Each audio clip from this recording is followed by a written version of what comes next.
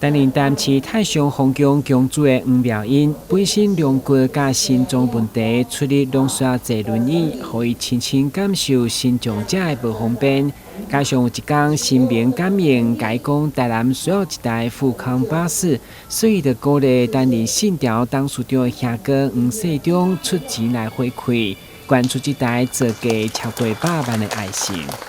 因为哥哥和我姐就是新潮的董事长跟地潮嘛，他2间都是他的公司，他钱给我，他捐去给我们太上皇宫，那我就问神明他要干嘛，就捐车子，最基本的啦。对，我们有能力还是希望能够再增加啦，比较好的啦。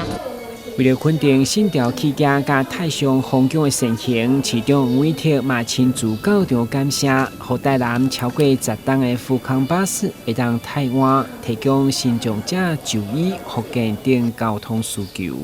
因为车子行你开吼，都会浮起嘛、捞起嘛，那所以我们大概维持100多部、150几部的这个车队的规模。那也谢谢太上皇宫各位师兄师姐。在我们皇公主的领导下，能够对社会公益，这个勇于捐书，这点我也代表台南市180万市民朋友，感谢太上皇宫，也嘛感谢信潮工业，也要祝福各位师兄师姐还有公主，大家都能够身体健康，平安喜乐，